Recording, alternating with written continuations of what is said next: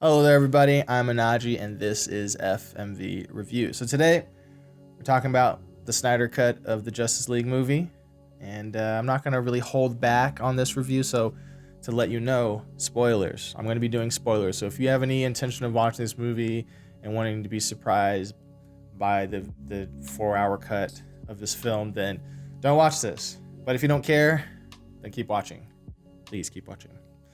So yeah, I'm just gonna get right into it. If you're wondering, hey Naji, is the Snyder Cut better than the Josstice Cut? Yes it is. I would say it is. Not by like leaps and bounds necessarily, but if you were to ask me which version, like if they had to get rid of one of them, my bad, oops. If I had to get rid of one of them, it would be the 2017 one. I would keep the Snyder Cut. But yes, it is better than that. The Joss Whedon version of this film, and that's the only time I'm going to call him by his name. We're going to call him Voldemort from now on. Voldemort's cut of this film is... you can tell it's like a Frankenstein project, right? You can tell there was one creative voice leading it, and then another one came midway through, and they both have clashing styles. They're not really compatible styles, so you can feel the jigsaw patchwork feel of it when you watch the 2017 version of it. So I would say I would give that movie a 6 out of 10. I've never really watched the movie ever since I've watched it, and I don't ever really find myself thinking about it at all. It's made no lasting impact on my life, just being honest. So yeah, let's get into the Snyder Cut of the film. I would say that because Snyder kind of went on a hiatus for a couple years because he had an unfortunate family tragedy happen, and I would say in that time, my opinion of Zack Snyder has changed a little bit. Where I still do think he's style over substance, but he is an auteur. He does have a particular style. His stuff is beautiful to look at. You know, it's pretty striking stuff. So yeah, I kind of have a growing respect for him now. So when I heard this version was coming out, this 4-hour behemoth cut, I was excited to kind of see it. Like, this just was a sort of unusual project. It feels like a peek into an alternate reality. Like if you're like a movie nerd like I am, there's all these stories of different versions of films that could have came out. Like, did you know there was going to be a Tim Burton directed, Nicolas Cage leading Superman movie? Did you know that? There's a documentary about it. I'll put a picture of it here. Click it. It goes to the trailer. But yeah, and this movie coming out is kind of a version of that happening. But I would say my biggest criticism of Zack Snyder, I think, is actually oddly summed up by another YouTuber very well, which is NerdWriter1. He has this video about Zack Snyder, and he kind of says that Zack Snyder's main problem is that Zack Snyder's more about moments than scenes. And you feel it in his movie. Like, he has a commercial film background, and when you're doing commercial film, you don't have a lot of time to get a story across or to really entice an audience into wanting that product. So you're dealing more in moments, right? You've got 30 seconds, maybe a minute and a half, maybe, for a commercial. But you have to make striking stuff, and that's the world that Zack Snyder comes from. But unfortunately, he doesn't realize that in directing a film, you can't just have impressive moments. You need to understand the dynamic art and flow of a story and character arcs, and learning how to best use your technical skill. Because I will say this about Zack Snyder, he is a very technical filmmaker. His stuff is very expertly done. It looks expensive. It looks good. You know what I'm saying? But there's a price to pay for that. He's overly reliant on that skill set. Like one of the moments I would say in this film, for some reason, this film is in the 4:3 aspect ratio. It's kind of like this boxy look, which I would say like on my TV, because luckily I have a kind of sizable TV. Thank you. That it wasn't distracting, but when I thought about his reason for even doing it, I just went, this doesn't work on a thematic level. Like, other than, it's kind of gimmicky, to be real. Like, it's not distracting necessarily, but it's kind of gimmicky. And you would think for a big epic scope auteur 4-hour behemoth that Zack Snyder's made, that he would just go for widescreen. I just feel like it would just work better for him. But hey, he did his thing. And also, I would say, if you're going into this video thinking this is going to be a very in-depth, going through it with a fine-tooth comb of the Voldemort version of this movie and the Snyder Cut version of this movie, this is not going to be it. I'm not doing that. That's like 6 hours of watching a movie again. Nope. Nope. But yes, if you want a video that's more like that, there's just one YouTuber I follow, Thinkstory, and I'll put like an info card thing you can click here, and he has a video that just goes through it with a fine-tooth comb, and it actually is interesting to watch that because you can very clearly see a comparison of the differences between the two, which is nice to do, especially as like a film person. So link. All right, so what I'm gonna kind of do for the body of this review is I'm gonna do like one good point about the movie and then one bad point, so like a tit for tat. Right?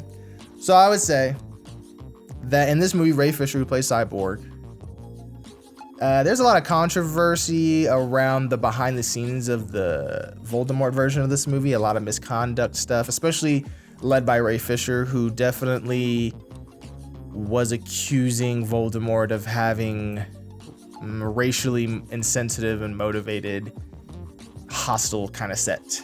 So, and when you see the Voldemort version of the movie, Cyborg it's kind of odd, Cyborg even being there. He just kind of shows up and you don't really get much about him.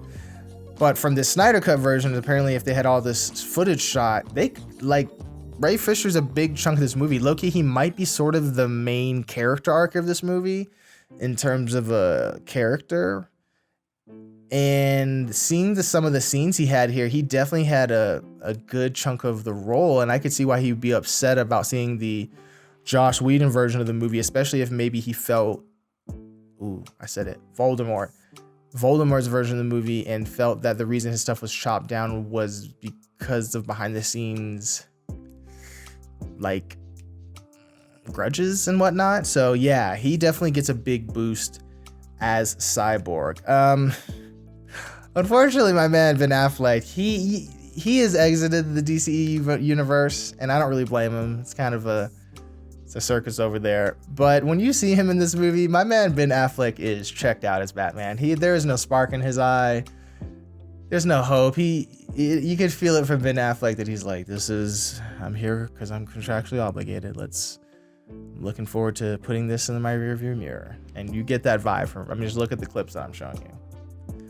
I will say this movie has better moments of sort of team character interactions. That's the kind of thing about seeing one of these team up movies, right? It's just seeing all these characters bounce off each other, right? Like the Avengers movie. That's the fun of it. It's just going, man, all these characters together, like what's going to happen? And this movie definitely, I feel it has better moments of it. I would say there's this interaction between Aquaman and Diana where, at least the way the movie's set up, the Atlanteans and the Amazonians don't get along. But you had this moment where these two kind of people who come from tribes who don't like each other are coming together to save the world. And it's kind of nice to see these more, I would say for Zack Snyder, this is probably one of his most human movies. There's actually quite a bit of human moments in this, and I kind of want him to lean more in that direction because it helps to make it where his stuff is not style over substance. It doesn't accomplish it in this movie, but it definitely is better. I would say this movie, because it is 4 hours, is really redundant in its plotting. I feel like you're constantly being retold things over and over again, and if he just found a more economic way to tell that stuff without being so redundant, he could actually probably have a trimmed down movie. Like I feel like there's another cut of this movie that's better than this. But yeah, like you have it where you have 3 of these Steppenwolf check-in scenes. You have like 2 Aquaman introduction scenes. You have 2 times of Wonder Woman kind of discovering the exposition or giving out exposition. You know what I'm saying? And yeah, it's like we didn't really need to see all of that stuff. I will also say too that in watching this movie, you can definitely see the advantages of the Marvel formula.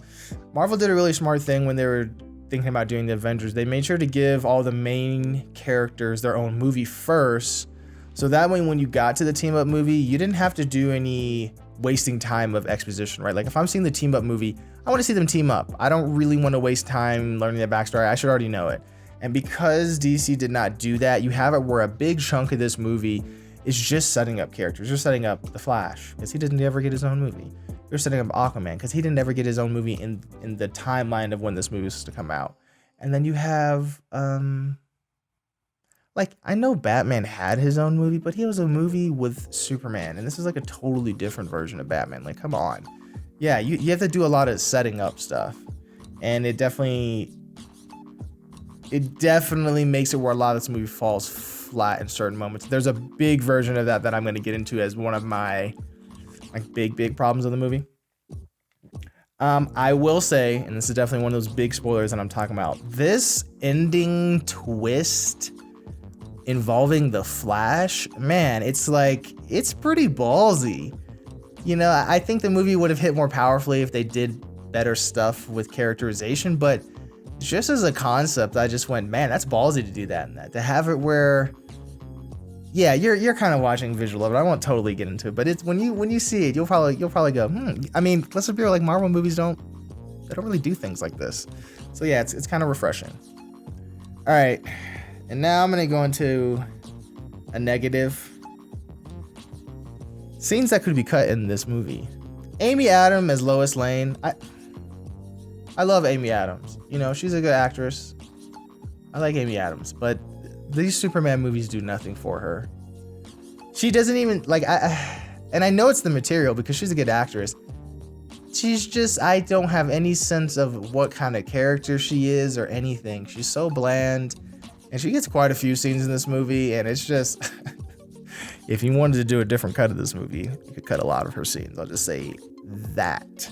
But a big thing about this, right, is that Amy Adams Lois is connected to a pretty important character in this film. And it's not a good sign if the person he's supposed to be in love with is not a particularly interesting character. Because there's not a good chance that if you can't get that right, that you're going to get a character like Superman correct. I will say with Zack Snyder, his Man of Steel, I actually thought was solid. I thought it was kind of interesting concept, right? Of what if we met a Superman who wasn't Superman yet? You know, he's still kind of finding his way. Now, I know a show like Smallville did it. I never watched Smallville. I mean, it's one of those moments that I kind of wish I could go back in time and enjoy that, but I didn't watch Smallville. But yeah, in terms of cinematic form, we never seen anything like that. So I didn't really mind that Man of Steel kind of tonally was not really what we expected from Superman. Because what I thought they were trying to do was have it where this one's dark and kind of uncertain. And then in the next movie, solo movie, not Batman versus Superman, he would be kind of more of the lighthearted, not lighthearted, but the hopeful Captain America-esque Superman. You know what I'm saying? Very hopeful, steadfast in character. But Zack Snyder did not head in that direction. He kept leaning harder into this like cold, kind of standoffish, inhuman super god. I mean, that's really how he depicts Superman, like super god.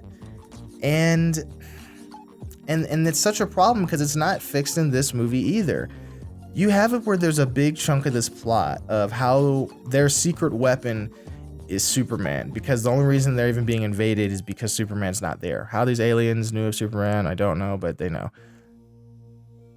But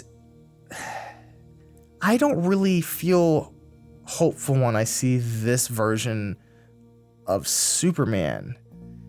You know what I'm saying? Like they make this big moment of going, like when they reveal their plan of like, oh, we're going to revive Superman, right? And you're kind of going, oh man, they're going to bring this dead character back. But we only got one solo Superman movie, and then we got a Batman versus Superman movie, which didn't do a great job of building either one of those characters up. So I don't really feel like a deep connection with them. Like when you think of something like Avengers Infinity War, and I remember being in that theater, man. When I was in that theater, the audience was electric. Oh, I miss movie theaters.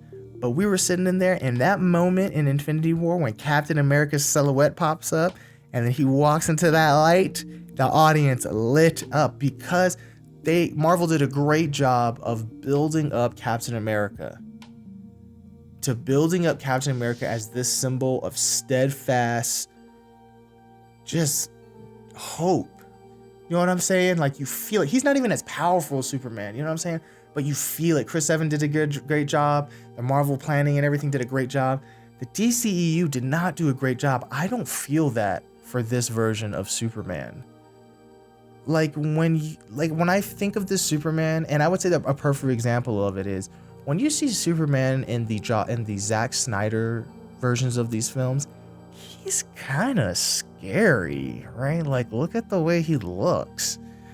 You know, like, I'm not gonna lie, especially watching it this time, he looked kind of Homelander-ish, right? You've seen the boys Homelander, you know, which is kind of a subversion of the Superman character and whatnot.